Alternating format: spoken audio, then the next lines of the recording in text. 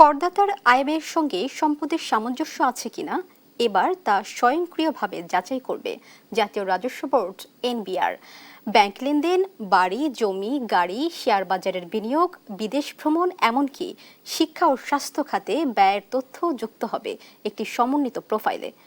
আয় ও সম্পদের মধ্যে অস্বাভাবিক পার্থক্য ধরা পড়লেই করদাতা পড়বেন হাই রিস্ক ক্যাটাগরিতে।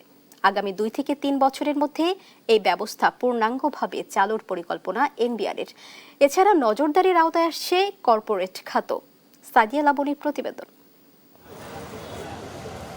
কর ফাঁকি শনাক্ত করে রাজস্ব আয় বাড়াতে এবার করদাতার জীবনযাপন ও আর্থিক কর্মকাণ্ডের পুরো চিত্র সামনে আনতে যাচ্ছে জাতীয় রাজস্ব বোর্ড এনবিআর। প্রত্যেক করদাতার জন্য তৈরি হচ্ছে integrated income and asset profile, যেখানে একসঙ্গে থাকবে ঘোষিত আয় ও পরিশোধিত কর, ব্যাংক হিসাব ও বড় লেনদেন, বাড়ি, জমি ও ফ্ল্যাট, গাড়ির মালিকানা, কোম্পানির শেয়ার বাজারে বিনিয়োগ, আমদানি রপ্তানি, বিদেশ ভ্রমণ, ভাড়া থেকে আয় এবং শিক্ষা স্বাস্থ্য সহ বিভিন্ন খাতে ব্যয়ের তথ্য। বিশেষজ্ঞরা বলছেন, এমন পদক্ষেপ যথাযথভাবে বাস্তবায়ন করতে পারলে সৎ করদাতাদের হয়রানি কমার পাশাপাশি করের আওতা বাড়িয়ে রাজস্ব আদায় বাড়ানো সম্ভব। সৎ করদাতা আছেন তারা কিন্তু এটাকে আরো সাধুবাদ জানাবেন, কারণ হলো যে তার তখন যেই ইনকাম ট্যাক্সের রিটার্ন দেওয়ার সময় যে তার যে সম্পদ এবং বিভিন্ন জায়গার যে হিসাবগুলো দিতে হয়, এটা অটোমেটেডভাবে তার রিটার্নের ভিতরে কিন্তু তখন চলে আসতে পারবে। কর ফাঁকি যদি আমরা কমাতে পারি তাহলে যারা সৎ করদাতা আছেন তাদের জন্য কিন্তু চাপটাও কম হবে। আপনার তো জানতে হবে যে এই লোকটার আয় কত, সম্পদ কত। এটা যদি অটোমেটিক্যালি আপনার কাছে চলে আসে তাহলে আপনি বুঝতে পারবেন যে এই লোক করের নেটের মধ্যে থাকবে না করের নেটের বাইরে থাকবে। তবে তার আগে তো আপনি ঠিক করতে হবে আয় করটা রেশনালাইজড ওয়েতে আপনি করেছেন কিনা। তার আগে তো আপনি ঠিক করতে হবে অ্যাসেট কর আপনি আরোপ করেছেন কিনা। অ্যাসেট করের মধ্যে আবার ইনহেরিটেড অ্যাসেটের উপর কী কর হবে সেটা আপনাকে ঠিক করতে হবে।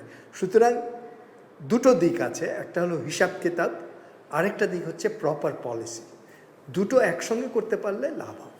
তবে শুধু ব্যক্তি নয়, উচ্চ সম্পদশালী করদাতাদেরও আলাদা করে প্রোফাইল তৈরি করছে এনবিআর। তাদের দেয়া কর প্রকৃত অর্থনৈতিক সক্ষমতার সঙ্গে সামঞ্জস্যপূর্ণ কিনা তা খতিয়ে দেখা হবে।